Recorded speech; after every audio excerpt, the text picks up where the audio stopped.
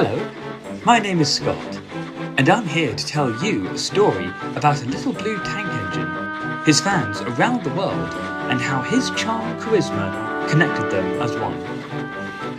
Every child in the world needs an icon, and it's safe to say Thomas is an icon of many. Hello, Thomas! This is my version of the island of Sodor, where Thomas and his friends live. And if your imagination is as strong as mine, you won't have a hard time seeing why this place is so magical.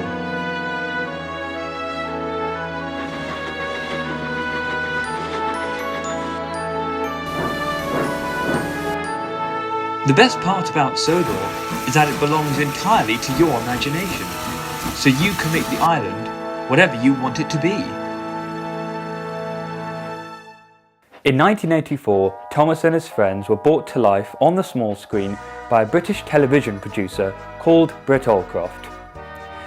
She had an idea to tell the stories of Thomas and all his friends in the live-action animation filmmaking format.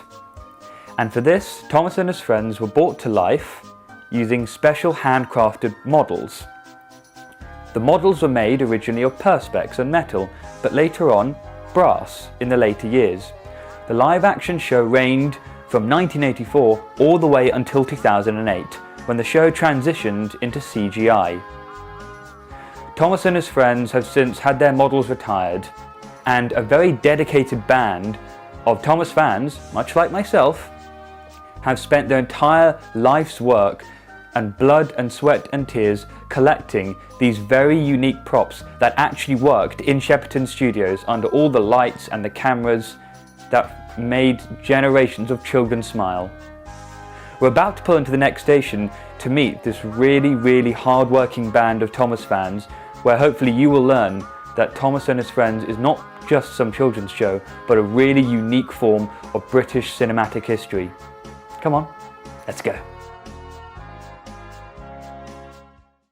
So my name is Lewis, and I run the Twitter page Thomas Tank Merch, which is an unofficial Twitter page for Thomas collectors. A lot of people use it as a resource for information on both the merchandise and as well as the models from the TV show. It's actually gotten pretty popular in the last few years since there's so much new information coming to light about the original Thomas show, which was filmed using models. It was the live-action series, as opposed to the last decade, where the show has been mainly CGI. Okay. So, what do you think made the live-action series stand out so much while it was in production? I know the show itself was filmed with a unique camera system with a periscope lens, so it could get quite close to the models, whether they wanted it really nice and zoomed in for the engines when they were talking. It had an incredible focus, so it wouldn't really blur. It was pretty sharp for what it was in the 90s, and even in the 80s it was such a unique system, and I think it held up incredibly well. So if you go back and really see those episodes from the 80s or 90s, especially in restored quality, it's almost hard to believe that they're that old. The show's nearing 40 at this point. You go back and see season 1, you'd never think it was that old. And I think a giant factor into that was down to the dedication of David Mitten. And he went over everything with a fine-tooth comb to make sure the show was as incredible as he could make it. And that's because Mitten had a background in filming with models prior. He worked on the show Thunderbirds, and he worked Clearwater. So he did a lot of commercials, and he did a lot of model work through them. So when it came to Thomas, I think he had such a strong background in that he knew exactly what he wanted for the Thomas the Tank Engine series. Yeah, and I think working with the DOP Terry Payne, who also worked on Thomas and the Magic Railroad, Payne also helped him design that periscope lens, which, if I'm not mistaken, was only ever used in Thomas and the Tugs show. Again, also another byproduct of Clearwater. How were the models actually powered on the tracks? The models were track powered pretty much like any standard model trains from Hornby or Bachmann. Okay. The unique feature with Thomas was the engines had these smoke mechanisms that were geared to the motors, so that when they ran, they put like the smoke puffed in sync with their movements. So every time the wheels, they had their full 360 spin, they'd puff smoke. Mm-hmm. Now that was a pretty unique feature to Thomas the Tank Engine, and that was engineered by the company Payne and Lilly back in the 80s. Do you happen to know if any of the trains got damaged while filming? There was one instance that dates back to Thomas and the Magic Railroad. In that scene when Diesel 10's running into the scrap yard, he just shoots into that smelter shed, and James is there in shock. He's trying to run backwards to escape Diesel 10, but he's at the very end of the set, and he's about to fall off, and he has this buffer that's pretty much the only thing he's up against. Now, when they were filming this scene for the movie, they hit the power too high, and he actually flew backwards off the set. Oh my god! Now James, his model was a mix. It had a Markland chassis, which is a heavy die-cast chassis, right, and his body was made from acrylic. Now that bottom-heavy engine, when that fell off the table, his body just shattered. Oh my gosh! How high was the table? I think they were about maybe 3, 4, 5 feet off the ground. They were on these rostrums that they filmed on. Oh god! So yeah, it was a bit of quite high. Especially with the the force of him running off and just slamming against the ground. Oh my gosh!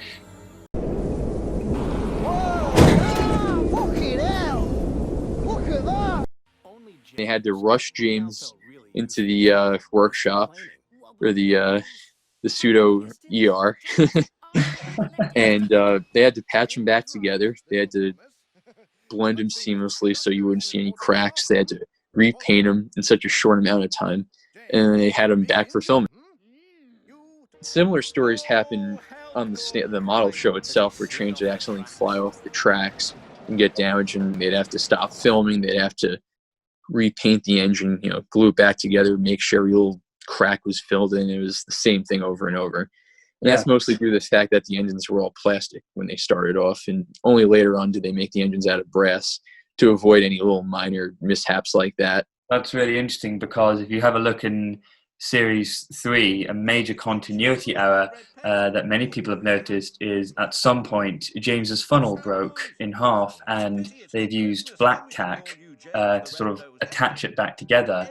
And you really notice it because black tack is not a shiny surface and it absorbs all the light. Oh, exactly. Yeah, I imagine he probably got damaged even before that, because they sometimes they weren't too careful with the models, and that led to a bunch of accidents. So at the time, this might be an interesting note. When James was first built, his funnel was made of plastic, so it cracked like in that scene you mentioned. Mm-hmm. Now, at some point, they replaced his funnel with a brass one, because the model currently has a brass replacement funnel. Okay. So that's just a little interesting note I noticed when we handled the model. I was like, that's it looks a little I mean, it's very, very close to the original. If you compare, it's almost hard to really tell the difference. But I think they made the funnels a little wider to accommodate the smoke mechanisms as time went on. Okay. So if you were on set in the studios, what is the one set or scene you would like to see being filmed right before your eyes? Well, growing up, some of my favorite scenes of the show were the ones involving the troublesome trucks. Now, whether it's those huge yard scenes where they're singing or teasing the engines, or the scenes where they're pushing the trains down the hills, causing them to crash, those are the scenes I love the most growing up. So I would have loved to see those be filmed. And just seeing like photos of those being, photos of the sets right before they were filmed is amazing to see. And sadly, we don't get to see too much of that, especially from the earlier seasons. Yeah. Well, for the general audience, you can actually, depending upon if you look at the widescreen version or not, in the season 1 episode, Dirty Objects, you can actually see that a hand pushes James's train right headlong into a standing train of tar tankers, if I'm correct. Oh yeah, I remember that scene. Yep, the same thing happened with the Flying Kipper. When Henry crashes into the brake van, you just see a hand right behind the tender, pushing Henry right into it. So there's that one too. I never saw that. I'm gonna have to look at that again. I can't believe I never saw that. Moving on to your models, how did your collection, which is so diverse, actually start off? Well, basically, in the last maybe 6, 7, 8 years, me and Ricky got a lot more interested in learning about the process of making the show, seeing how everything was made, because there wasn't too much info out there at the time we were trying to research it all. So we actually tried to get in contact with a handful of crew members from the show. Some of them answer, some of them don't. And a big factor was we were just asking around like how the engines were made, how the models are made in general. So, just that got us a lot more interested in trying to figure out, did anything get out or whatnot? Did any of the models, leave the production? But we didn't really get too many answers on that. But I remember we heard about the prop store in London, which is a store. It's a walk-in store you can go to in England. And we contacted them asking if any Thomas models ever came up for sale. We'd love to buy them. And then one day we got an email saying that they got the large scale or the jack scale Trevor in stock to purchase. Okay. And that was quite expensive. And, we were in university at the time. Both me and Ricky were about 19. It was going to be pretty difficult to pay that off, even with the payment plan. Now, that's when we decided we'd split the payment on the models. And we actually had another friend of ours get involved. So the three of us split these payment plans, which almost took about a year to pay off. So that was a pretty hefty one. So yeah, Trevor was pretty much the gateway model into everything. Once we got offered that, we ended up getting offered a lot more in the future.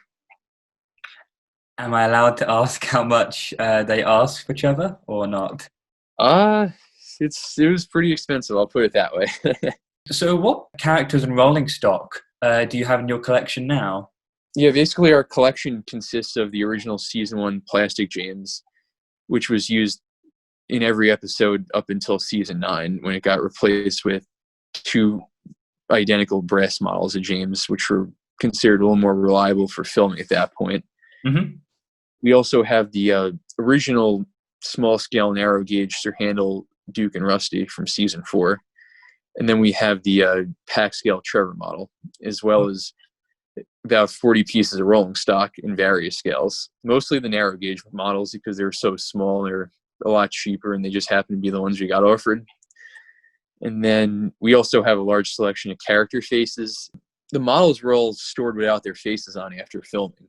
So each time they started again, they would have to go to these giant drawers of faces, and they had to pick out the faces they needed for filming. And have you got the green and the red express coaches? Yeah, we actually have a green and cream express coach from the earlier seasons, which is built from a 10 mil kit, which is mostly wood and vacuum plastic. And those coaches were actually pretty long. So at some point, I think they thought maybe it would look better if they had shorter coaches for filming, because maybe it would look better on camera. You'd see a lot more of the train going by in a shorter dose, as opposed to maybe like 4 or 5 long express coaches. You wouldn't see that entire train go past the camera for that one shot. Maybe they were worried that, they'd have to cut halfway through the train, or if they made the entire train past the camera, it'd take too long for that one shot. So as time went on, they started producing shorter coaches for the show. And that's where our red and cream coach comes into play. Because for Thomas and the Magic Roller, they completely remade the coaches. They made 2 new sets out of resin. They were brand new design, brand new patterns, and they were a lot shorter than the original express coaches. Okay. They're all made from a wooden pattern that was custom made. They made a mold of that, and then they poured new resin sides and ends, and they basically made their own kits for the show. We obviously know how big the models are thanks to the behind-the-scenes photos of their measurements in inches and millimeters, if I'm correct, that were taken in Shepperton Studios. But how much do the models weigh, specifically yours? In terms of the models, the weights actually vary. Like I said before, James uses this really heavy die-cast Markland chassis. Yeah. So we get that really weighty chassis at the bottom, and his body's all, it's fairly lightweight. It's mostly made of acrylic, or Perspex in the UK, and ABS plastic. So the body's fairly light, and then he has this really heavy chassis. I'd say he probably weighs at least a pound or 2. When the models arrived, they were damaged, worn out, missing parts, and looking in a rather sorry state in general. How were they restored? Pretty much a lot of that stock we have, whether it's the early locomotives or the season 4 narrow gauge rolling stock, most of that stopped being used on the show for a decade at that point when they started assessing everything. So season 4 rolling stock in particular was in pretty bad shape because they had them in these, whether in cardboard boxes or these giant drawers. They were just kind of thrown around for probably between 1998 when they stopped filming that stuff, and then almost a decade later they're just kind of thrown around. So when they were finally shown, when they were finally revealed to still exist, a lot of them were damaged. A lot of them need some part work done to them. So I'd say those are pretty. Those are the models with the most damage, or the season 4 rolling stock. Duke was quite interesting for me because Duke's restoration process for you was the biggest headache I think I could ever imagine. Absolutely. We got offered Duke without the tender and without a face. Now, we were pretty excited to get Duke, and we heard, someone mentioned, we got an email saying we were going to get offered a new engine. And then when it turned out to be Duke, we were pretty shocked. But yeah, the fact that he didn't have the tender wasn't a giant shock to us because we kind of figured out maybe it got separated at some point. Maybe someone, when it went back into storage, someone thought the tender was a piece of rolling stock and it got separated from the engine. Mm-hmm. So we weren't entirely surprised when it didn't have the tender. In that time between when we got offered the real tender and when we got offered the locomotive, I actually built a replica tender out of brass using dimensions from the reference photos that the show used. Oh, wow. Okay. So I spent about 4 months, cutting my own brass tender, trying to get everything perfect, using measurements, trying to get the correct brass thickness, the right size parts. Mm-hmm. So I try to get as close as possible. So, we got it done. We actually got it professionally painted by an outside contractor that works on Star Wars movies and a lot of things like that. He restores a lot of props and animatronics and puppets and all that. So he painted up the Duke tender, and we couldn't match that brown paint for anything, and he was able to match the color by mixing a few different shades of brown, couple of maybe a yellow and a white, and he was able to get that right shade. So when we finally finished that tender, there were probably maybe a couple of months in between. Mm-hmm. And then we found someone else that had the original Duke tender. And we're like, well, yep. So we were joking for a while. We're like, just as I finish this Duke tender, we'll probably get offered the real one. We're like, we know how things work with this in this sense. Like, it's kind of like a ironic sense, like, just finish this, put my blood, sweat, and tears into making this replica, and then the original is going to roll along, and we're going to get offered that. And that happened. So that ended up happening, and we ended up getting the original tender. Oh my gosh. Has anyone ever given you an estimated value for any one of the models you've got?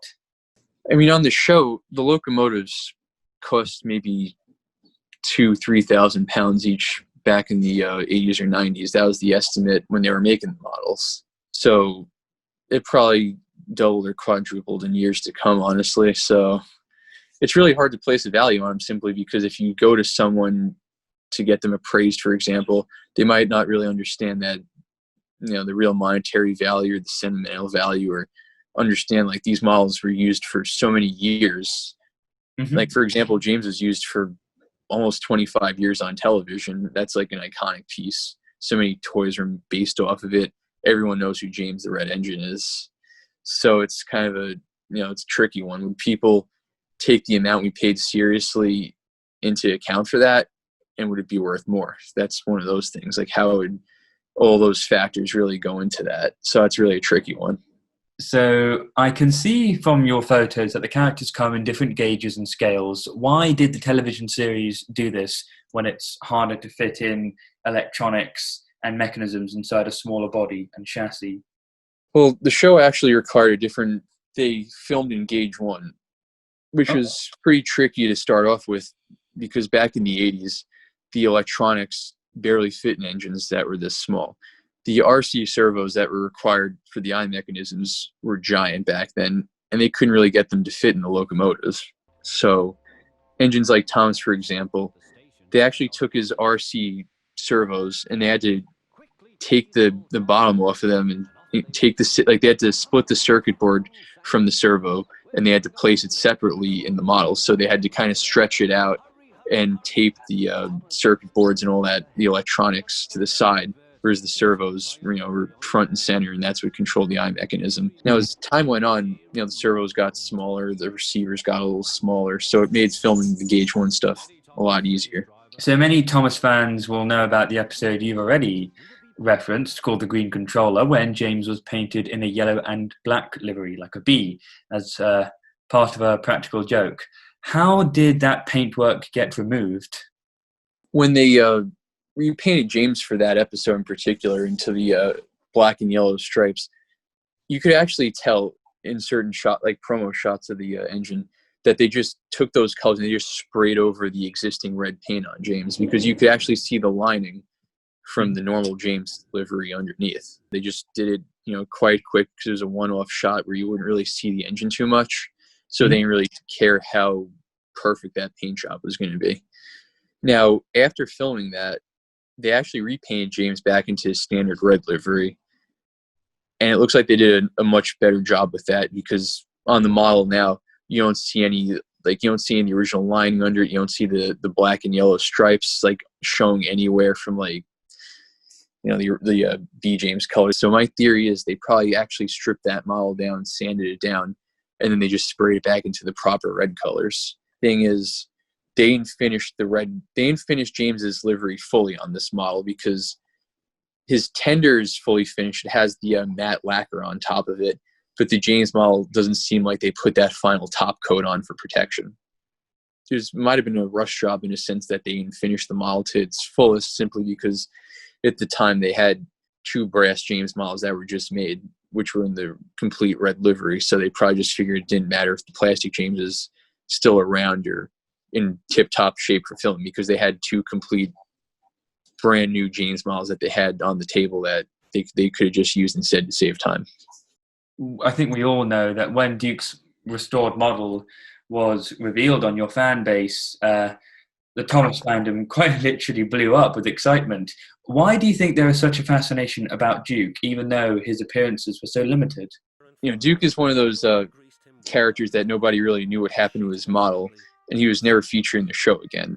But that was such a character. That was a character that was so built up in the episodes. He had that legendary, mysterious story. What happened to Duke? He got kept in that shed for so many years. He had this touching story that everyone remembers, and they just kind of put him off in the background by the time season 4 ended. Mm-hmm.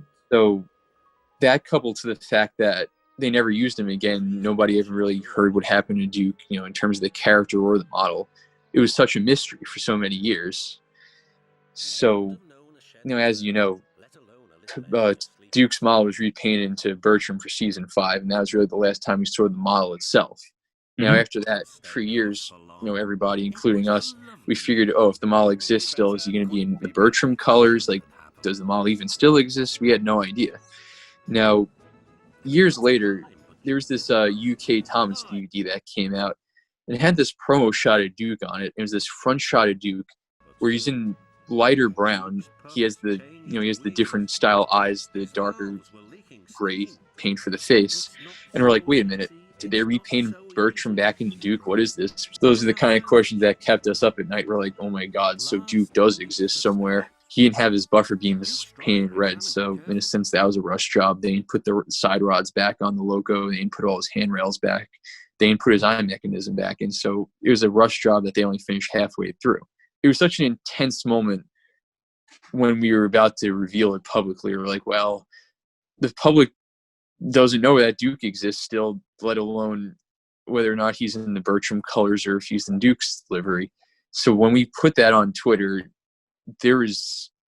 people were in absolute shock when they saw that. People had so many questions as to, why does he look like this? They asked if we repainted it. Was it repainted like that on the show?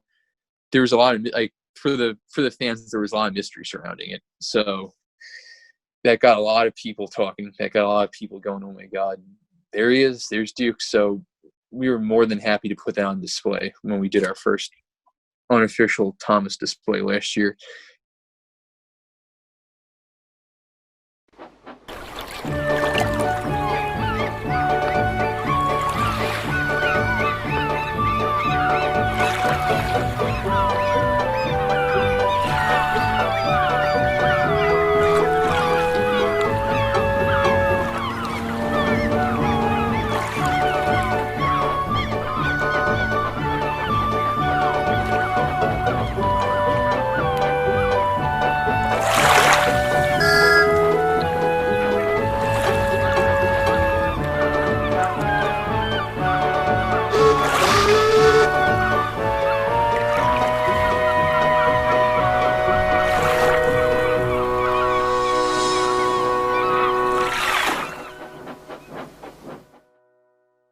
My name is Ricky. I'm one of the people behind Thomas Tank Merch on Twitter, and I've been a Thomas fan for as long as I can remember. I mean, probably since before I can remember. My memory starts after I was a fan of Thomas, so I don't remember a time where I wasn't.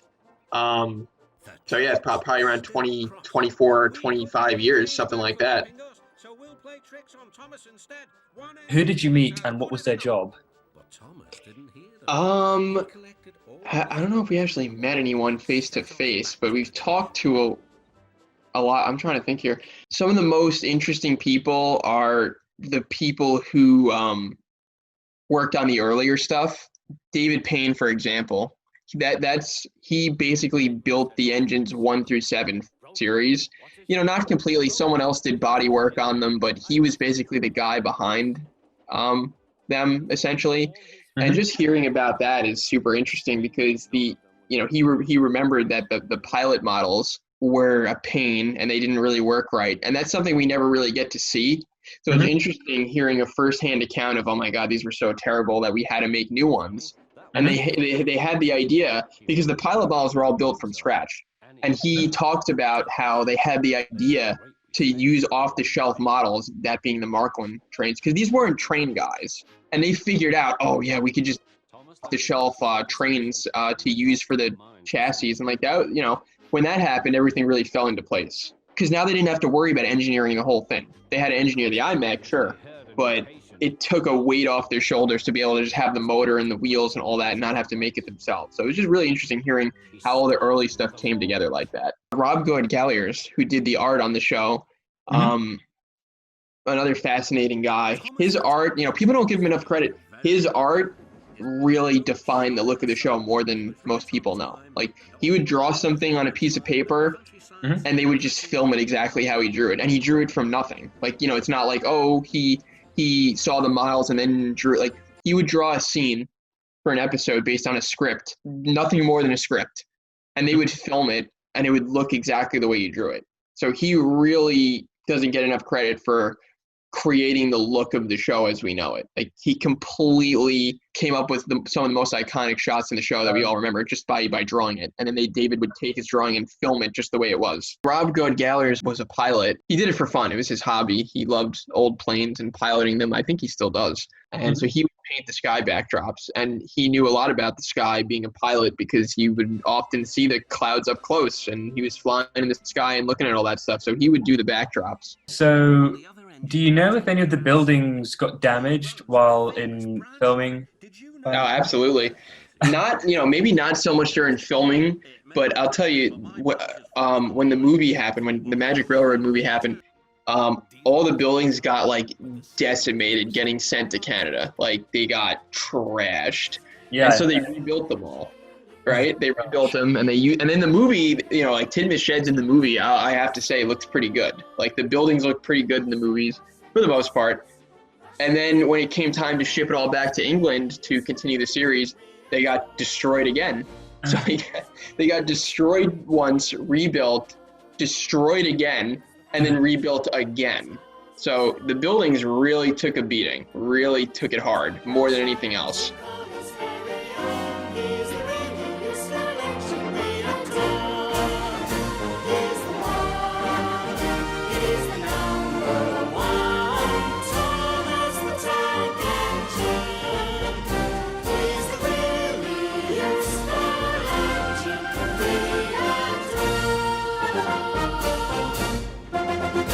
While they were filming, the studio got so hot because Toronto was in a heat wave in 1999 during principal photography. And didn't something happen to the roof on the roundhouse? Didn't it Yeah, it started sagging because it was so hot.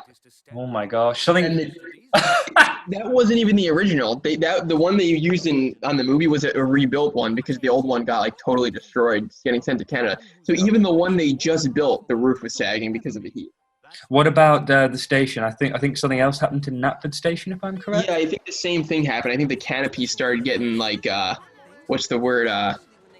Like, they started hanging a little bit in the middle. But yeah, it was just really a nightmare. I mean, the engines for the most part were safe because they have metal cases, but like the buildings and even some of the rolling stock just got like shattered. Like the rolling stock, it's easy to, glue back on a couple of details, whatever. Like most of it sort of survived well enough, but like the buildings were like, some of them were only made of foam board. Like, they weren't built to last. They were built to look good on camera for a show. Like they were not meant to be transported around like that, and they just got killed. Yeah, and I remember when I like to say the rough cut version of the Thomas and the Magic Railroad trailer, because that's basically what it was. It didn't even have filtering. The cropping hadn't even been done. It was a total mess. You know the exact one I'm referring to. I do. I know the one. Yeah. When Thomas comes out of the gold dust cloud, you can see that there's some sort of rod pulling him along, because his model actually, although it worked, it wasn't picking up the electrical current on the tracks. Yeah. Gosh, well, that tells you just how difficult it was, I suppose. And yeah, I think they had a rough time of it in Canada. Not gonna lie. Gone wrong. Hello? Junior, you've got to come here right away. The sparkle has left the land. I've run out of gold dust, and because of that, I'm losing my energy as well. Just hold on, cuz. And it will take a hero with nerves of steel. Don't worry, I'm on my way. To bring the magic back. I'll get you, you blue puffball! This summer, you're invited to unwind. This is just like the fun fair. Take a load off. I don't think you meant to do that. No. And experience life on the fast track. Yeehaw! Losing your sparkle, eh? What perfect timing. Alec Baldwin. I've got to find more gold dust. Peter Fonda. This is your shining time to Mara Wilson. You're a really useful engine, Thomas. And Thomas. Now that's what I call a perfect landing. Thomas and the Magic Railroad. This summer, share the wonder with your family. I'll save a seat for you. from what you know, what was it like working with Britt Allcroft? She knew how to get stuff done, and without her, Thomas would not be what it is today. She's completely the reason that it's a household name. She deserves all the credit in the world for standing her ground, mortgaging her house, doing what she needed to do to get this series off the ground. And she cared a lot about Thomas. She really did. And she made sure everybody did the right thing and what they were supposed to do, and that it didn't stray from her vision, which is very admirable. She was definitely, as a woman in a male-dominated industry, she definitely stood her ground. She probably knew that she was at a disadvantage because of that and compensated for it by being very strict. She knew what she wanted and she knew how to get it, and she achieved it. We owe a lot to her, because if she was a pushover and she just, did, listen to everyone around her and did what they said, we probably wouldn't have Thomas the way it existed. She was very insistent on what she wanted. Even if she dumped a lot of money into something and it wasn't what she wanted, she wasn't going to use it. She wasn't going to be like, oh, well, we paid for it. She was going to get it right and make sure it was to what she envisioned, no matter what. And we owe a lot to her in that respect, because she really did a lot and worked hard to make Thomas good.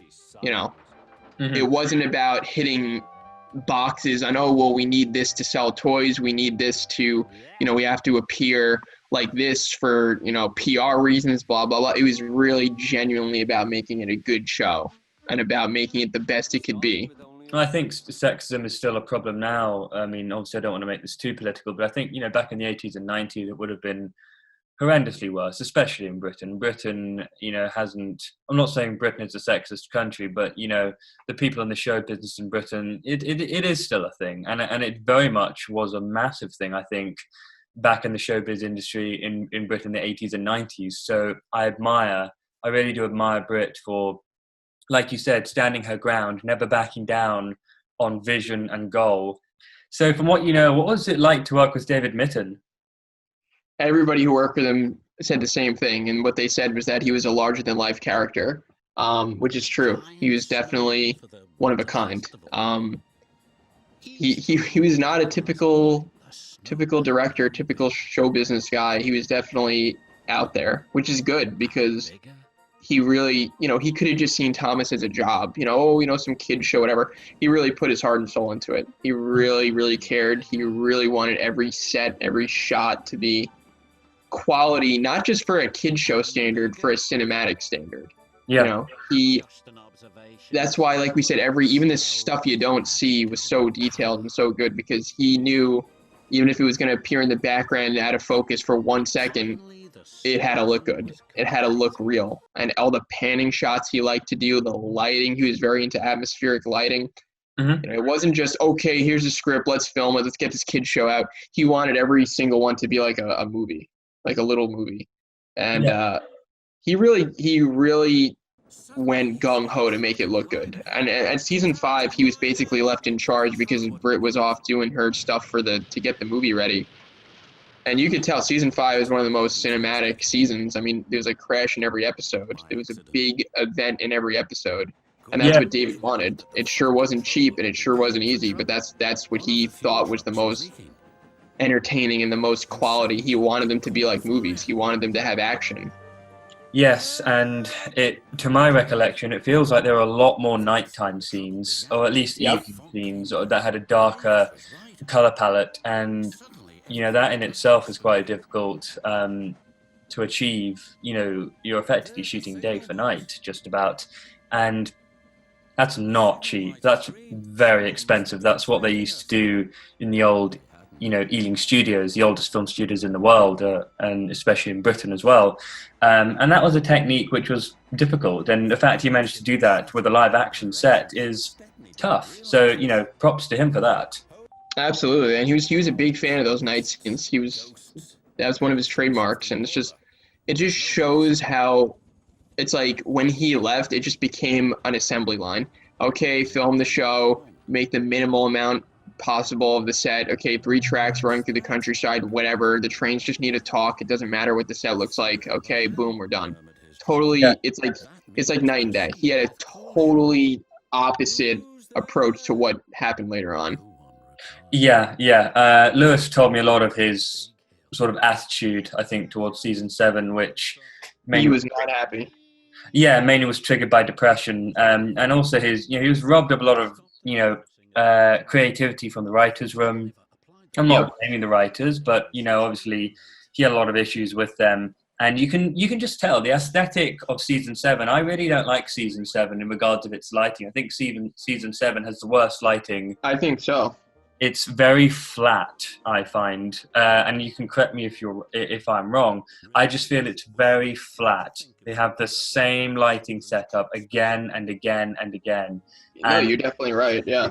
So mundane. I think season 8 also had a few drawbacks, but with things like contrast and subtle color tones, but you never quite got those sunset and darker, more austere scenes that you got in things like Haunted Henry or Ghost Train, which the art direction for that, as well as the cinematography, was stunning. It was absolutely stunning.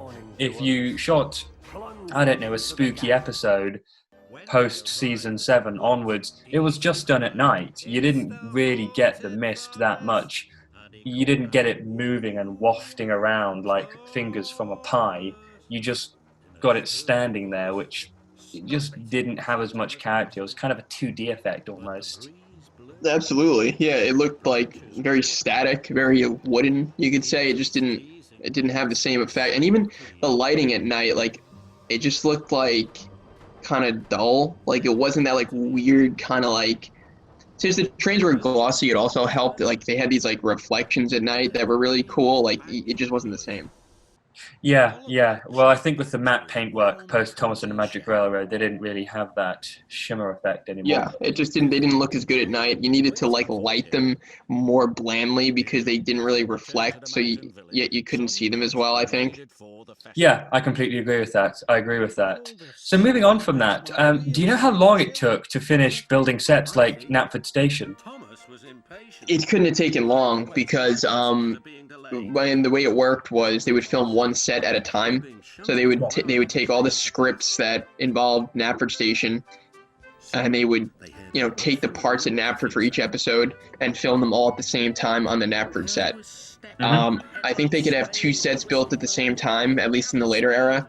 So they'd have a couple days on. They'd put Knapford up. It'd probably take about a day. They'd film on it for however long they needed to film all the Knapford scenes in that season, and then they'd take it down and build a new one. And then, of course, they would always be like, "Oh, we missed a couple shots." So then maybe at the end of the season, when they were doing reshoots, they'd build like a little piece in Knapford, just enough to film the pickup shot they needed, and that would be it.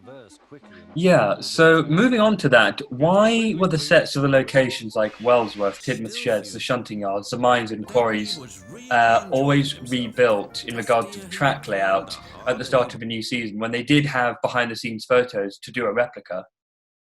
Yeah, I don't really know, because and they did take photos of the sets. You'd think that they could just make it the same every time. Yeah.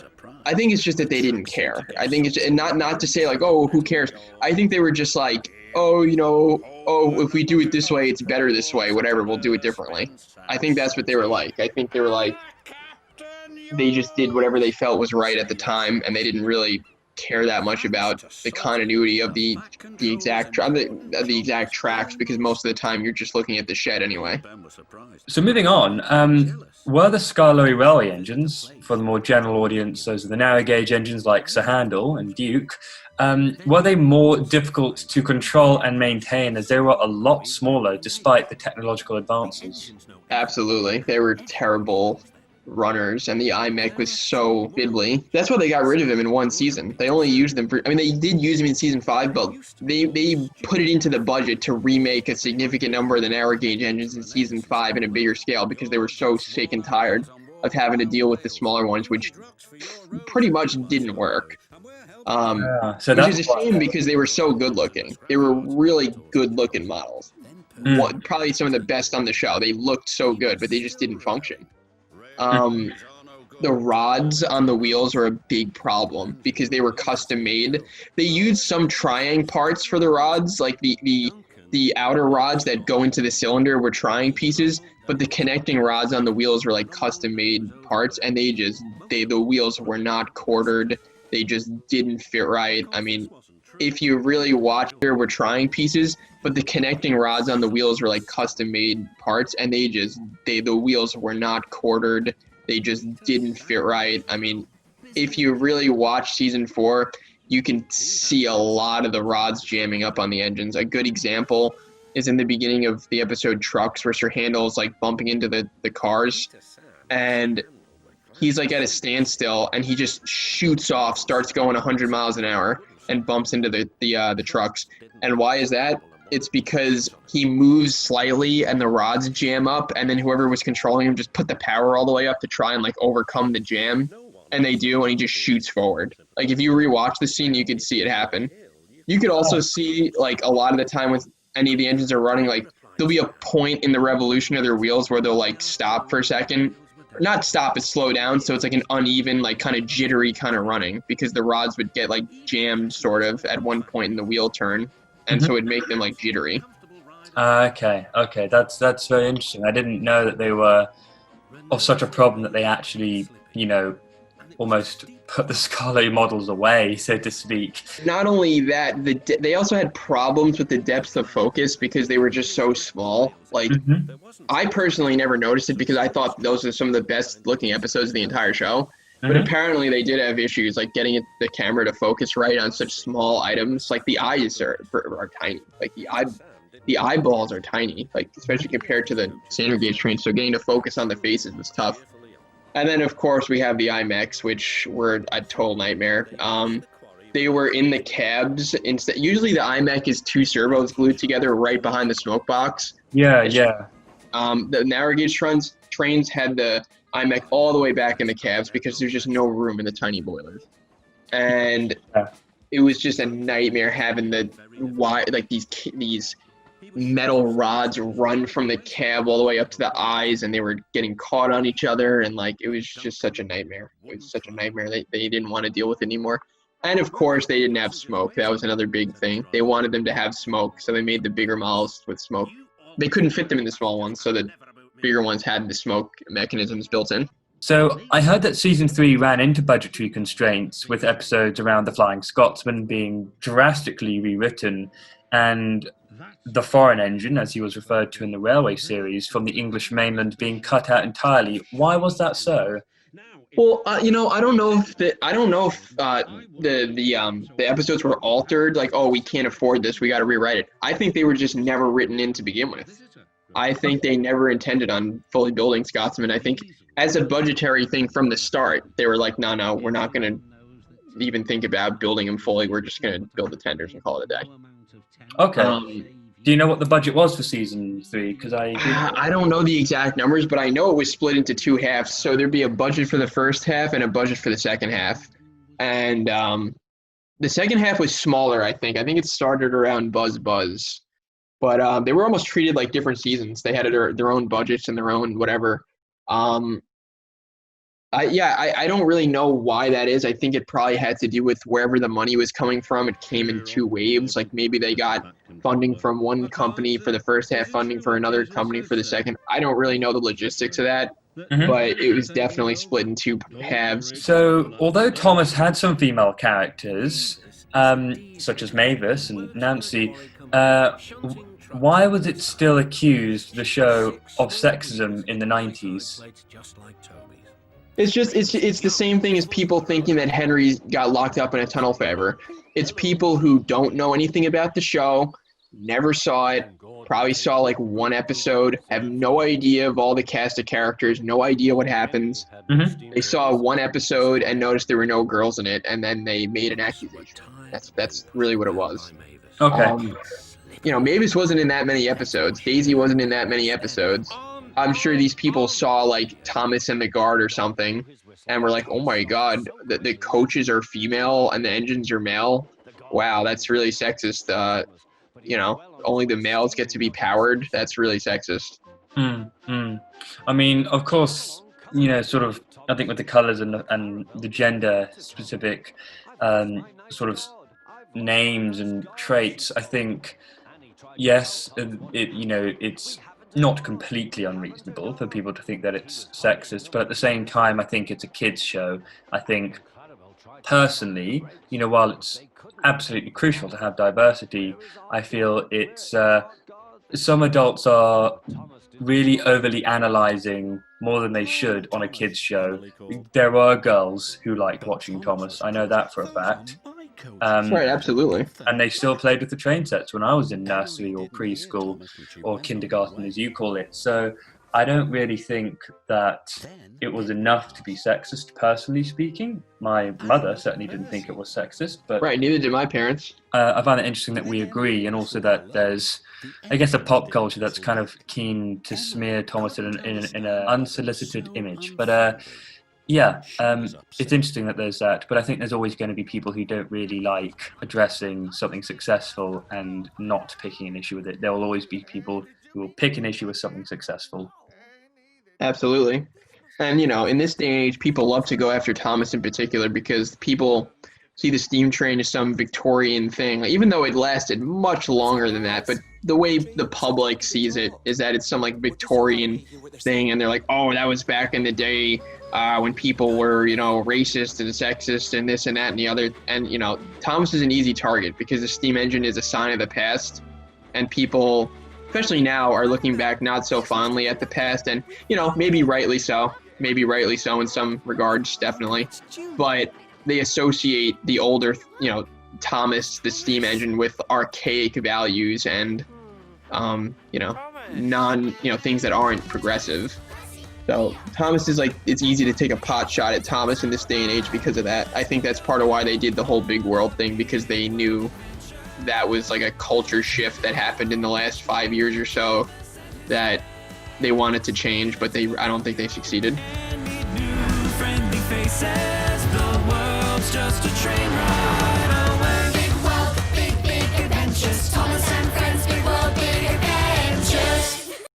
So, were there any really difficult scenes to film from the classic series, mainly 1 to 7? I'm sure the crashes in season 5 had to be very difficult because you're working with models, you're working with things that are smaller than real life. Any extraneous factors could cause it to look not realistic enough. You know, maybe a truck bounces too high, maybe it falls over too quick, maybe, you know, you had to get that perfect shot. Yes. And I think season 5 probably was the most expensive of the classic series to film for that reason. It was probably very difficult to get all those action shots correct. Why was Robert Hartshorne allowed to compose the soundtrack for the US edition of season 7 instead of Mike O'Donnell and Junior Campbell, who only did the UK version? That's because season 7 came out later in the US than in the UK, and Hit already fully owned the brand at that point, and we're getting ready to launch their new version of the show on PBS. And so they wanted it to feel the same. They wanted those episodes to feel like what was on TV or was going to be on TV. So they tried to make it as similar as possible to season 8 to make it feel like one show. You know, they were trying to do a reboot in essence, and they didn't want anything confusing people or interfering, so they wanted everything to be the same. That's why they did it. Because we did get season 7 here without that music. Like, we got a video where Michael Angelis narrated for the States, and it had the old music, and it had like 6 season 7 episodes on it or whatever. And then later on, then we got an episode, a VHS that had some season 6 episodes, and then it had some season 7 episodes which were narrated by Brandon, whereas Baldwin did the season 6 episode. So it was really a mess here. It was very a messy transition. So moving on more towards questions directed towards the fandom, how have the crew on Thomas and Friends reacted to seeing the props they worked with being preserved? Most of them are very happy to see these models that survive. You know, no doubt about that. They like to see that this stuff wasn't just thrown in the trash, that this stuff they worked on is still alive and people still care about it. So will you ever do some test runs of your other models like James and Duke? Because I know you've done one of Sir Handel. James, we have test run. He works very loud. That's par for the course with Markland engines, though, especially older ones. Obviously, we try not to run them. You know, we've probably only done it like once or twice because, God forbid, a gear, you know, an axle or a gear breaks or something, it'll be over. Like, we're lucky he's still in his, like, you know, last used condition mechanically. He still works. The last thing we want to do is have something break, and then it's like, oh my God, we really just, you know, this James, the way it is right now, was running on in the show in season 9 and 10. Like, you know, the last thing we want to do is be like, oh God, now we got to start replacing parts. We just ruined this perfectly screen conditioned model. So we try not to do it, but he does run. So do you hope these models will educate people about Thomas who never knew about the production process?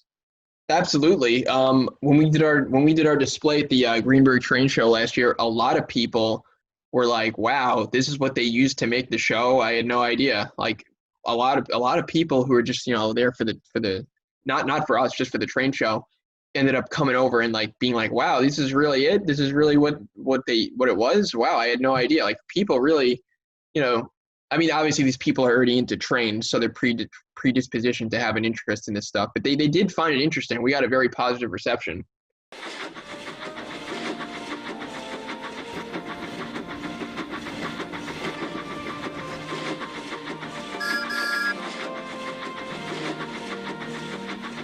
I hadn't met Thomas in a very long time, not since 2004. And I was only 6 at the time. I could only wonder how he and his friends were doing.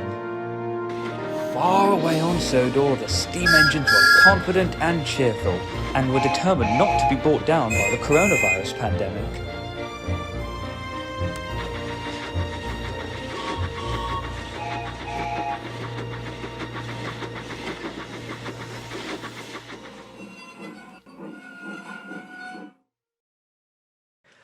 Well, my name is Thomas Carter, also known as Sodor and Gauge1 on Twitter, so that's at Gauge1Sodor. And I've been a Thomas fan really ever since I was a sort of really young boy. It's hard to sort of put an exact date on it, but I'm guessing as many other fans are online that, you know, Thomas was very much a big part of my childhood really, and kind of what got me into the whole kind of train side of things, and yeah, very happy memories from when I was a child. How were the models iron mechanism powered for a more general audience who don't quite know this? So there are essentially two servo motors sort of stacked on top of each other. So one would move up and down, the other would move left and right. And it was that combination of movement that kind of gave you a kind of a full circle of movement. And on the end of the top servo, that would be left and right, would essentially just be a small little rod or kind of stick. And that would be what goes into so the eyes themselves, to start off with, in the early series, they were kind of just acrylic balls, and then they changed to Delrin later on. But they were basically just plastic balls with two holes drilled in, two posts in those holes, onto essentially just a straight bar of kind of plastic or metal. And the two pins would slot in and connect those bars that were attached onto the eyeballs. And then that whole rod from the servo would just stick into that that piece of bar, and it was that gave you the pivot movement from the eyes. So it would give you that full kind of circular movement, left, right, up and down, and the old classic, spin round in circles really fast.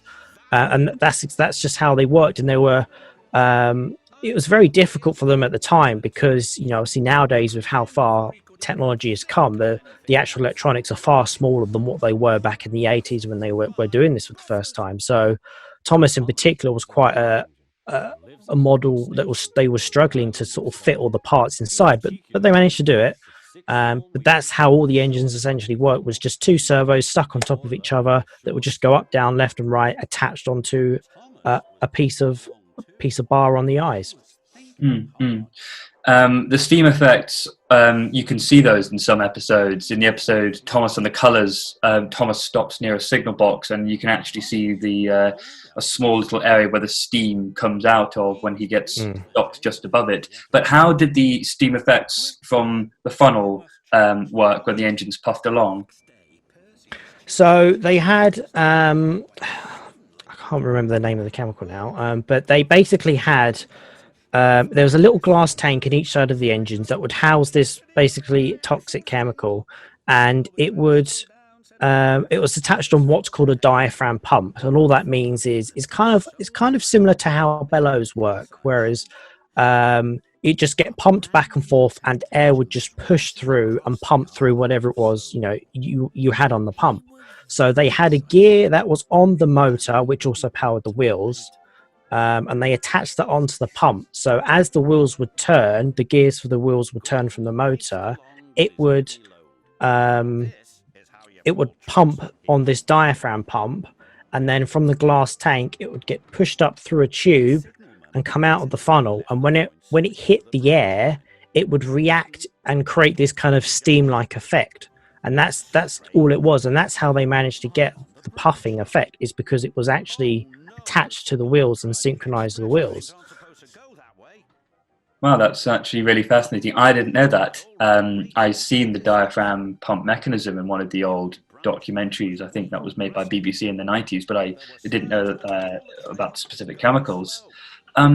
What made you want to start replicating the props? For me, it was just a case of, because I had that attachment to, again, the engines being so real to me, that I wanted to kind of just experience what it would be like to be there on set, and just to own something like that of that scale. And something like Gauge 1, I'm used to sort of 00 or HO scale trains, which is far smaller.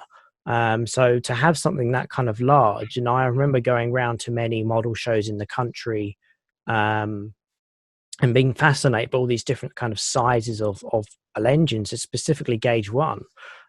So when I found out that they used Gauge 1 engines on the show, I kind of set on a path to just try and have a go at making something. I'd never done something like that before. I'd made models in the past, but nothing on that scale. So I just wanted to just give it a go and see what I could do. And that must have been kind of, I think my first attempt must have been probably at 6 or 7 years ago now, that I first kind of started planning out, before I knew much of the behind the scenes stuff. This was just, and back then as well, even with the internet, there wasn't like a massive amount of information as there is now out there. So sort of time passed by, and I kind of didn't really do too much with it, because again, I was learning as I was going. I didn't really know what I was doing. But then kind of later on, I just so happened to get into sort of the Thomas community online, really, just sort of bump into it and start finding out all these kind of behind the scenes sort of secrets and how things worked and the different parts they used, and where they bought them from. And the good thing is some of them you can still get today. So I set on a path to kind of find out where I could get those, have a go at myself, at buying them and trying to make something with it. And that's when I ran into Tom Jesky, who's known as Tom's Props on Twitter, who I do the shows with.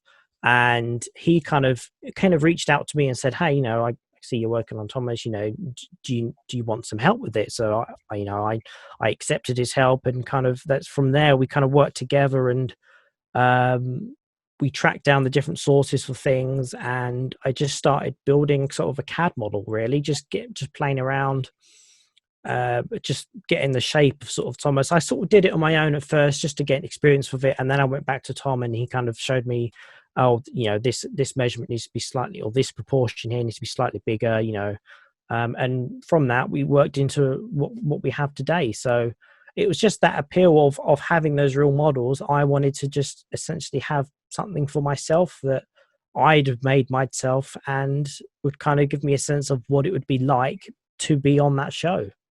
Mm-hmm. I think that's really sweet and very sincere. But what was your Thomas model that you just displayed for us made out of? So the main body of it is 3D printed in what is called PLA, which is just a type of plastic. You could do it in something like ABS as well, which is another type of sort of 3D printed material. But the bulk of it is just plastic, essentially, that has been 3D printed into multiple kind of shapes, and then I've just glued those together to give you the overall body. And the wheels themselves are actual kind of Markling wheels, the same ones they used on the show originally. So the BR55 Markling wheels, which are available online. And so that's all done into a custom chassis, which again is just 3D printed. And it's using parts from 10mm, which is what they used on the show as well. So like the buffers, the couplings are also Markling. And that's really it. Apart from the electronics inside, it's just, mostly 3D printed material. Okay. You touched on, wanting to replicate some of the days at the studios on set. Yeah. If there was any scene or any set that you would like to see being filmed, which would it be? Oh, that's a tricky one. I think an awesome set to see would be probably the Tidmouth Shed set, just because of how big that would be, but having all of the engines there would be I think a really fun thing to see. But I think for me as well, one of the kind of sets I would most like to visit would be probably actually a lot of the sets they did for the Magic Railroad film, because I remember something like that, the chase scene over the viaduct, things like that. I would love to have been on that set just to see how they would sort of tackle around something, filming something like that, and just the sheer scale of it. So I think just having a set like that would just be awesome to see. I mean, anything on the show would be a great thing to see, but I think in particular those are the two that I would really have liked to have seen.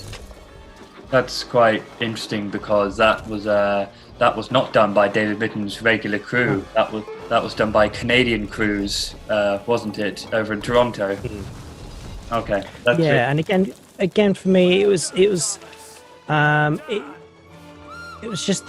the appeal on screen it had to me at the time. I remember, I was young when the film first came out, and I just remember seeing that scene when they go over the viaduct and you have, it kind of falling down, revealing the tracks, and then Diesel 10 eventually falling into the water. To me, even at that time, I kind of wondered, how did they do that sort of thing? Mm-hmm. So I think for me, that's just why I would have loved to have been on a set like that. It's just to see how they did it. Do you think the sets on Thomas and the Magic Railroad stood out more than their counterparts in the television series?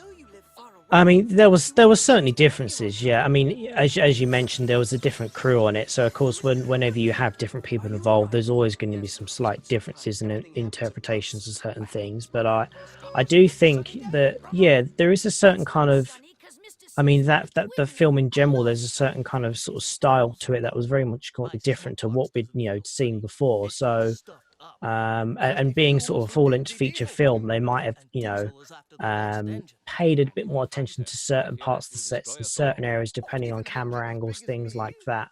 Because when you're watching something on a big screen compared to a smaller TV, it's certainly you got a whole different approach to kind of filmmaking. So how many models have you, going back to you, actually built so far in your collection?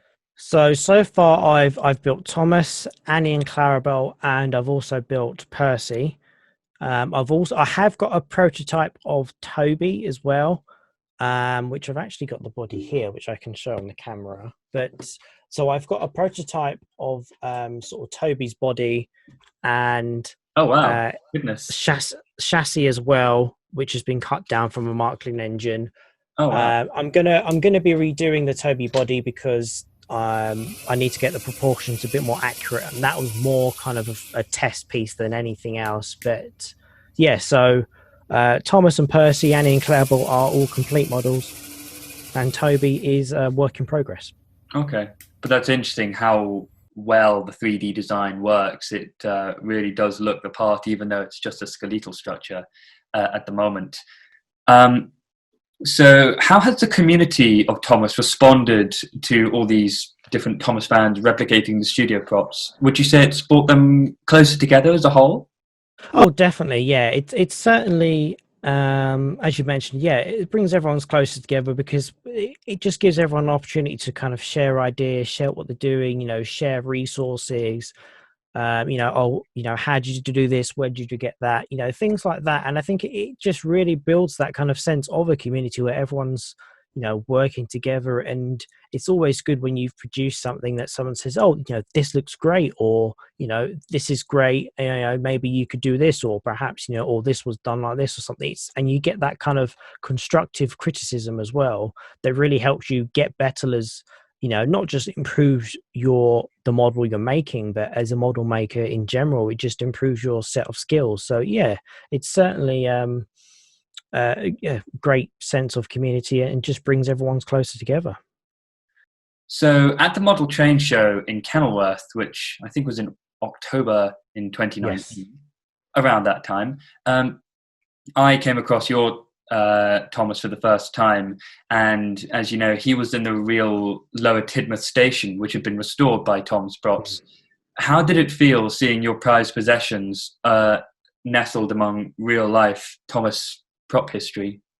Oh, it was just great because that was kind of the first time, Thomas had not long kind of been completed before that show, and to have and so it always, for me, Thomas had just been sitting on just as kind of on its own on a piece of track, just on a shelf. So to actually have it be a part of a set or kind of, a part of a model railway somewhere was just such a good feeling. But to have it actually alongside something original from the show and just having that kind of reuniting essentially of, two things that hadn't really been together in probably, at least 10 years would be, it was just a fantastic feeling. Well, that must have been very, very, very rewarding for you, and I'm sure it was a day you'd never forget. Oh, certainly, yeah. And it was just the reaction we had from people was just, that's what really made it. It's one thing to see your models kind of on show and on display, but to actually have people come there to see what you've made, and to comment on what you've made and say, oh, this is looking great, to have people take pictures of them, share them online, putting up videos on YouTube of the show. And that's what really made it for me. It's that kind of seal of approval on what you've done. Mm-hmm. And it's just such a great feeling to have. Well, it was, I think, one of the most unforgettable moments in my life when I came to that whole set, and I actually, for the first time in my life, was in the midst of a real Thomas, so to speak, not just a toy. And how Thomas was able to unite all these different fans from all around the world who had actually come to see him, and all these social and cultural barriers had been broken down through the powerful innocence of this wonderful train. I thought it was very remarkable, actually, and it was a very special moment to relive my childhood in a much more personal sense that was not behind a television screen. Moving on to platform 3, more about the fandom. I'm sure you know about the very infamous model display at Drayton Manor, and I'm sure many Thomas fans have quite a few things to say about the disrepair of the models. How does that make you feel when you see all these models that are in there now? I mean, it is a depressing feeling, because I mean, if we even just forget about the fact that it's Thomas for a minute, it's the fact that these are things that someone has made. You know, a group of people have made that. You know, a lot of care went into making them. You know, a lot of thought kind of went into making them, and you know, they weren't necessarily made, you know, to last and stand the test of time. But the fact is that you know, there is something that someone has made and put their effort into building it. So to have it kind of treated with, you know, kind of that kind of lack of respect is, you know, it's a depressing feeling. And to have it be something as iconic as Thomas, you know, who is a big part of, you know, not just, you know, children's lives and kind of story history, but British history, you know, it's just such a sad feeling. And it's kind of, it's really hard knowing that there's not really much that you can, you know, really do about it. You can voice your concerns and try and, you know, give support where needed, but ultimately, at the end of the day, you know, we aren't the people in charge. So it's such a, you know, it's just a really kind of sad feeling. But why do you take your Thomas models that you have built around to different parts of the country? Because you went to Bournemouth as well, their model train show. Correct. Yeah. It's just wanting to be able to share your work with people, really, and it's to bring that whole kind of sense of showing people what it might have been like to have been on the set, or to, you know, being on a day when they were filming tours, and just to give people a bigger sense of what it would be like, you know, to be there, and just the sheer scale of it. Because it's one thing to see it on the screen, but to actually see it in person, it gives you a whole kind of another kind of feeling and meaning towards it. It's something that you can kind of relate to and connect with, and it's just something that people really appreciate seeing. So as long as people continue to support us and, you know, appreciate what we'll do, it will continue to go on. And it's something that, as we mentioned earlier with the Drayton stuff, with the way kind of, you know, that whole thing's kind of been treated and dealt with, it's nice to be able to kind of give people something that they can sort of really look forward to, and know that, you know, it's going to be in kind of safe hands, really. And it's just a really enjoyable thing to do. It gives a good opportunity to travel around to parts of the country that might not have gone before, or perhaps had no reason to go to. But it's just I mean, I have to mention, you know, the fact that it's really, the reason why I do it is thanks to Tom, because he was the one that kind of offered in the first place to display my Thomas models alongside with his props. So it was just such a nice feeling and seal of approval to do that. But yeah, it's just to give some people a really nice thing to connect with and see.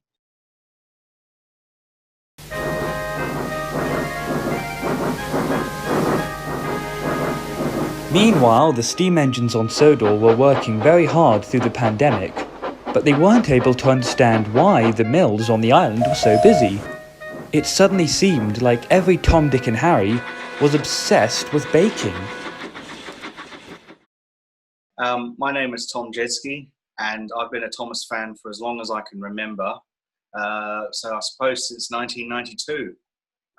So what do you think has given Thomas such a strong global appeal? Well, it's hard to say, but I think Britt Allcroft put a note in a production pack once for merchandisers saying, and she put in big letters, the detail is important. The children pick up on the details. And I think David Mitton was the same in an interview. He said, you know, if we get one detail wrong in the foreground, we get a lot of letters. And I think that was the thing about Thomas. It was like a model railway. It had a sort of, it wasn't totally real, but it was realistic. And, it wasn't just like a simple train and simple rolling stock. It was, there were people, and there was bushes, and there were cars, and there was all the little scenery elements as well. And the rolling stock, they sort of varied that up a bit. So it wasn't sort of, it was visually very exciting, I think. And I think that might be one of the reasons for its longevity, because it's one of the things that sort of carried on into the CGI era. They did a very faithful, I think, translation of it, that they didn't sort of redesign it like they did with Bob the Builder and Fireman Sam and all of that. They sort of kept the sort of detailed trains and the scenery. The camera system that they devised, I think there was, they saw a nature program where there was, they're filming ants and they had to get really low.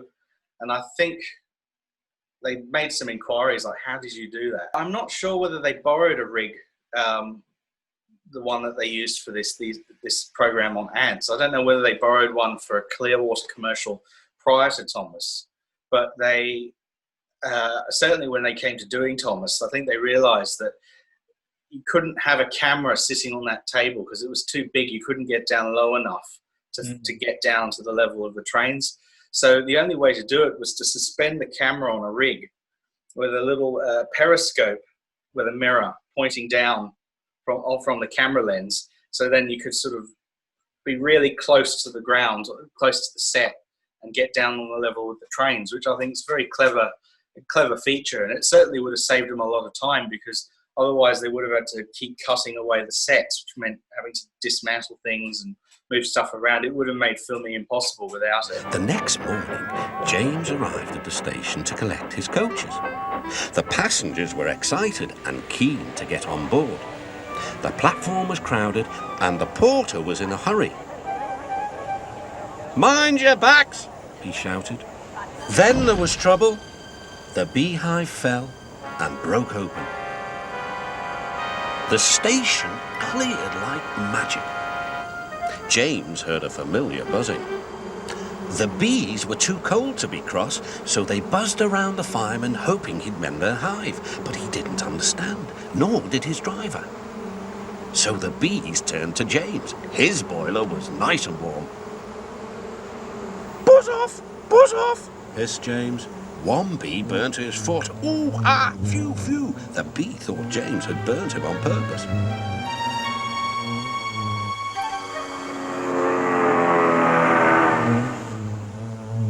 So it stung James right back on the nose.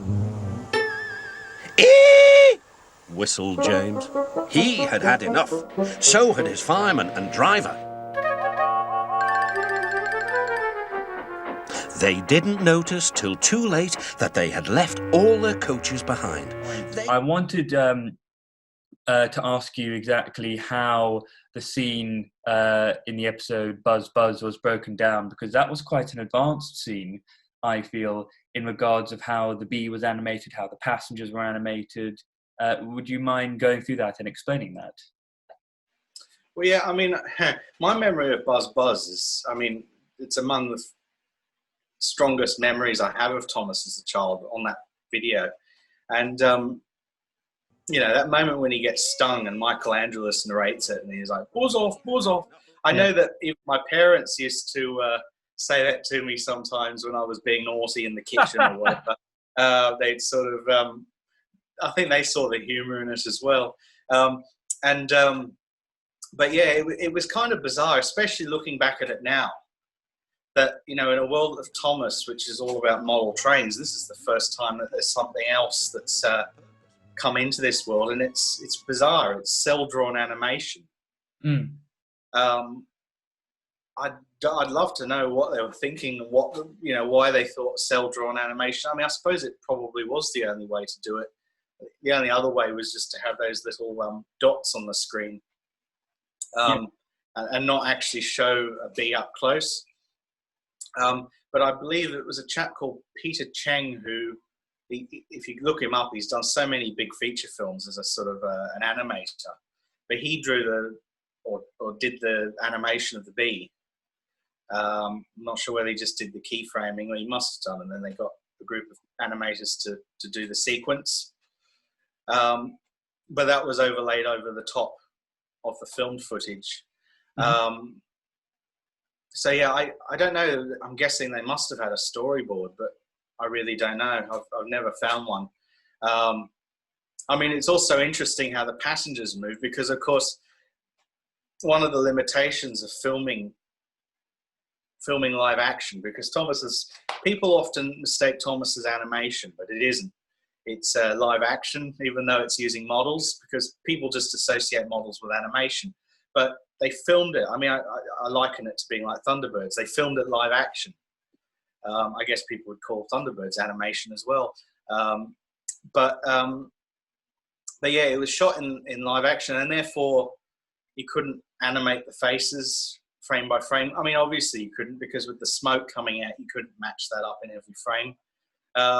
You couldn't therefore do the figurines with sort of, I mean, that would take forever. That would have been prohibitive in terms of the budget.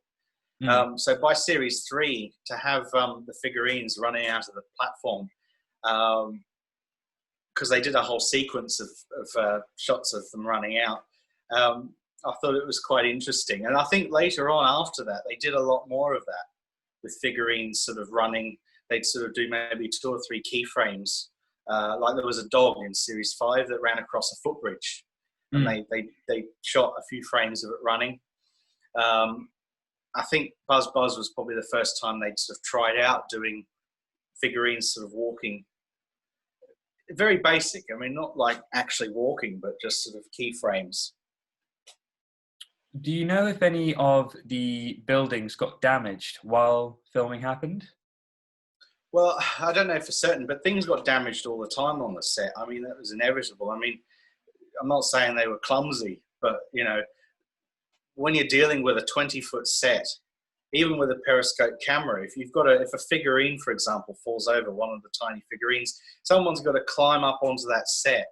And I was told the easiest way to climb onto the set was to walk on the track, because, you know, obviously it's relatively robust and there's nothing else on it. But yeah, the scenes like Knapford were apparently a nightmare, because you've got so many passengers at the station, and then you've got a roof on top, and it's sort of, if anything happens, and someone has to climb on, get the roof off, straighten it up, climb in. It was a nightmare. I mean, you can even see in some cases on the filming that you can see little footprints on the set. Oh, really? Either in the ballast or in the roads, on the roads where they just painted it a sort of matte black color, and you can see the dust from people's boots. I mean, that shows you how much I've looked at them since then. It's with such a close detail. But you know, inevitably things would get occasionally damaged. Sometimes people would step on them because, you know, it's very difficult to sort of position things, both the camera and the set. And then they'd get rushed to the workshop. I know there was one person who told me that someone accidentally once stepped on the turntable. All the sort of wire, I mean, this would have been around series 6, I think, all the sort of wire, what would you call it, the fencing on the side had to be straightened out with some sort of tweezers and pliers, and then rushed back on set, because, you know, time is money. That's why later on it was much cheaper for them to make doubles of the engines, so that if something broke down, they could bring it in as a replacement. It's much cheaper to make two engines, even though they would have cost a lot to make. If you're adding up the cost of losing several hours of filming time, potentially up to a day of filming time, and everyone's being paid just to stand around, except for the one poor person that has to fix the model. Yeah, it was cheaper to make doubles. In terms of going back to the question about the buildings, in terms of buildings that got damaged, I don't think there was much that I can think of. I know every year they'd have the odd bit of refurbishment done to them. Sometimes they get a bit scratched in storage or damaged, and they get fixed up. There's nothing I can really think of. If you were on set in Shepperton Studios, what is the one thing you'd like to see being filmed? Oh, I mean, I think any of it. And it's not just the filming. I mean, it's stuff that, you know, I've met a lot of the people who worked on the show, and I've interviewed them, and they've all talked about things, and sometimes they'll say something like, "Oh yeah, when we were running, you know, we had a big extraction fan. I bet you didn't realize it was so noisy when we were filming." I mean, things like that. But I mean, I would have loved to have seen them actually setting up a set for the first time. Mm. You know, from a sort of blank canvas, I guess, a blank table, and to then, you know, lay the tracks and the grass and the hills, and, you know, see them how they made it all up for the first time, because I imagine that must have been quite tense as well, because, you know, they had a drawing and they had all the set pieces made, but it would have been the first time it would all come together. But yeah, I mean, I would just love to be there, you know, at all. I mean, no particular scene. You know, I guess if anything, I would say I would have liked to have seen them filming The Missing Coach, for the simple reason that, you know, we'll probably never be able to see it. So that is very interesting that you brought that up. The Missing Coach was one of the cancelled episodes. Can you explain why that episode was cancelled?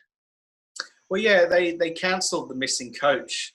I mean, I've never found out the exact reason, but I think there's probably several reasons.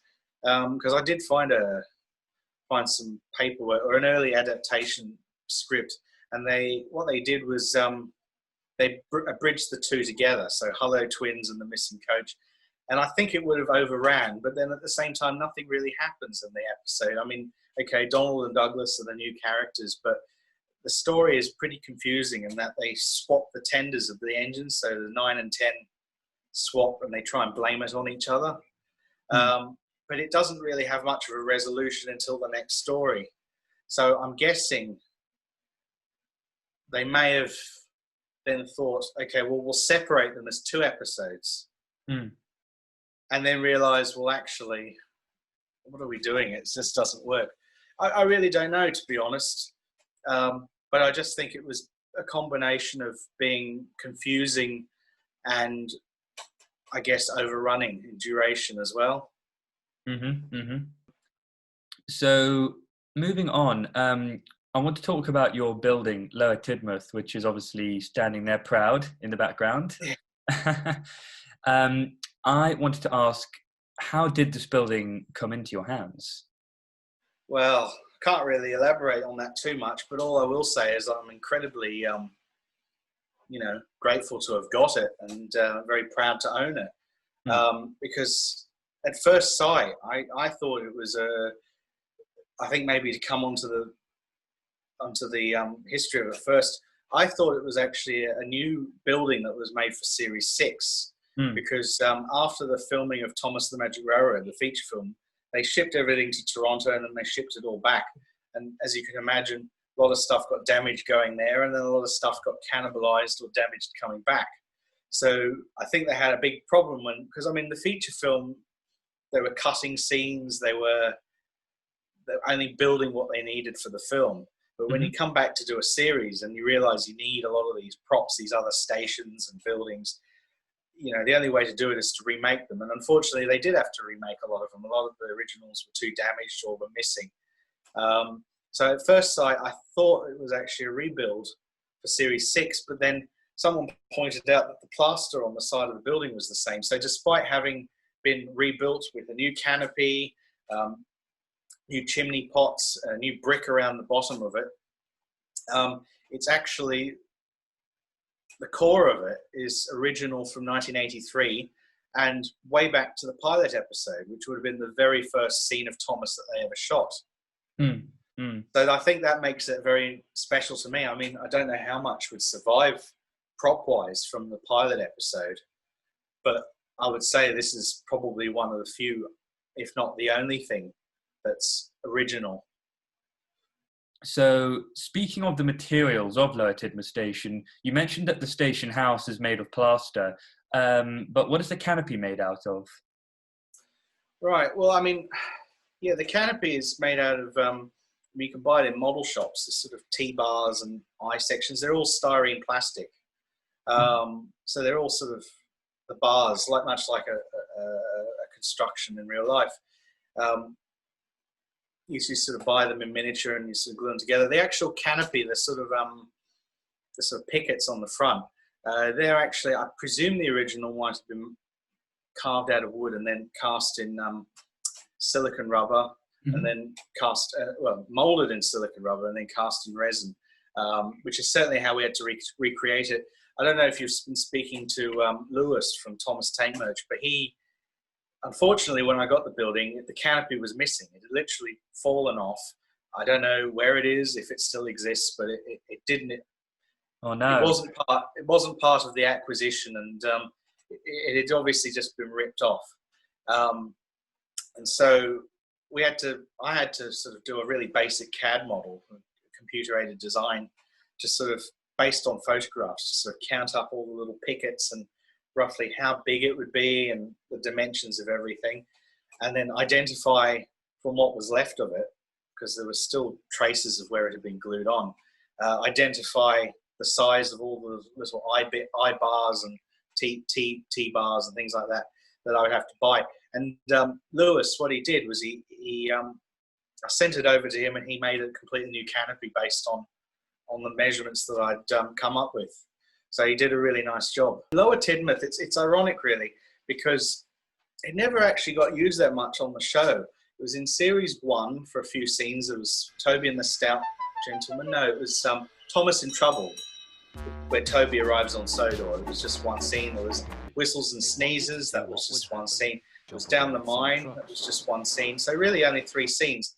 In series 3, it appeared again, and they used it for, I think, one scene in, was it Time for Trouble, I think it was called, with James and Toby.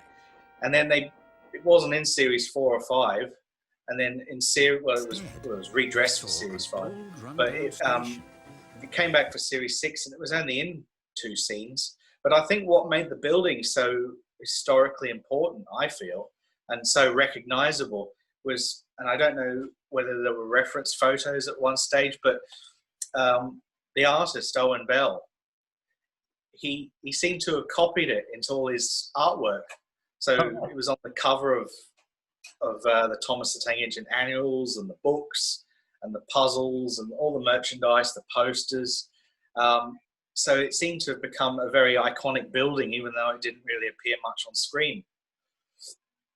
Well, that is actually very good, and I also do remember seeing it on a few VHS tapes and annuals myself. So in regards of the buildings, who constructed them and who was in charge of choosing what went where on the layout? Back then, a lot of model makers would get a drawing or something, and they would sort of get a rough perspective and scale and sort of freelance it a little bit, freestyle it. So yeah, Robert Gorgalias, he did a few sketches of it. And as for who built it, apart from it being built as far back as the pilot, we really don't know who built it. I mean, I've interviewed a number of people from series 1. They've seen the building on my shelf and said, that looks familiar. But there are, it probably would have been someone who knocked it up in maybe 2 or 3 days. So the chances of 35 years later, someone remembering something they made over 2 days, out of all the hundreds of buildings that they would have made for the show, or things that they would have made in their career as a model maker, unfortunately, we may never know who actually made it. In regards of season 5, Lower Tidmouth was recycled as the abandoned station in Oliver's Find. Why did the film crew decide to reuse that prop when it still looked fairly obvious that the building had just been redressed? Well, I mean, I wish I knew, and they were recycling stuff all the time. Certainly by the 3rd series, they'd done tugs, and a lot of the props from tugs were redressed as Thomas props. So there was a lot of recycling in Thomas. Some of it was probably more clever and imaginative than others. In terms of Lower Tidmouth being redressed as station in Oliver's Find, I think it was also a station in the Abandoned Mine episode, Toby's Discovery. and it was also used on the seafront by the church. So I guess it sort of had the sort of generic, iconic Thomas Station look about it, that they thought they could probably get away with recycling it as other locations. I wanted to ask, why do you take such a delicate prop around with you to model train shows? Well, that's a good question, actually. The way you phrase it makes me really think about it. I think it's just wanting to share it with other fans, and share it with other people who maybe knew about Thomas but didn't really appreciate the model work. I mean, there are a lot of people who I don't think it really ever crossed their mind that they were model trains. They sort of see it, with their kids on the television growing up, be like, oh, okay, it's Thomas. But I don't think people thought, okay, wow, they were model trains. They were, filmed model trains. So I think it's a good question, because yes, they are very valuable. I certainly as careful as I can, and they're very delicate. But it's just something which I get a real buzz out of doing. It's taking them to shows and sharing them with people. I have to admit, when I did the Bournemouth show, I'd never seen the full set myself. It's complicated because what happened, as I said earlier, Lewis made a new canopy and he restored the main building. I built the layout, I restored the platform and all the other little bits. But unfortunately, the parcel coming back, we sent it express. It cost a fortune to send it as quickly as we could. But it nearly didn't arrive on time for the show. We literally, on the drive up to Coventry, had to stop by the parcel office to pick it up because it wouldn't have been delivered in time to the door. Oh my gosh! So it was when we were setting up on that morning at Coventry that that was the first time it all came together with the main buildings. Mm-hmm. So that was a real special moment. It just felt like somehow, that was the last piece of the puzzle. That and Thomas Carter's Thomas being on the set. It just felt like finally, this was, a Thomas set. And there were quite a few other individuals who came from other model train sets around, and I could see you'd printed some information sheets on how the series was filmed, where the station was within the TV series, and they were quite impressed actually. I remember they obviously knew of Thomas, as Thomas is a household name, but they were very taken aback at seeing what they thought was the real thing as much as I did, and thinking, wow, you guys have restored this, you guys have got a whole Thomas set back. That's very impressive, well done. They still respected you guys for your craftsmanship and dedication, as they had also done on their own trains. I wanted to do a display anyway, but I thought, maybe it would be some artifacts in a case, and maybe I'll put a little station building on the table. But it's sort of crazy. It sort of grew and grew and grew to being, oh, maybe I'll just have a station. Oh no, maybe I'll just have the 3 tracks and the whole station. Or maybe we'll have some grass and let's make it into a layout. And then it just grew and grew and grew. And of course, then we had to build baseboards, get perspex made, cut the sort of the hill backdrop, which I still have to paint someday with the sort of hills onto it. So I suppose it ended up being quite ambitious and quite stressful, I have to say, towards the deadline. But we managed to luckily achieve it in the end. Is that why you used the 3D design software to sort of design the set as a rough guide? Well, I have to admit, I'm not... back in the day, people were a lot more clever with their pen and paper and doing diagrams. I'm more of a computer user. And I got on well with this basic CAD software, and I just thought, well, I'm going to have to design some table sections. How how many of them would I need? What sizes are they going to be?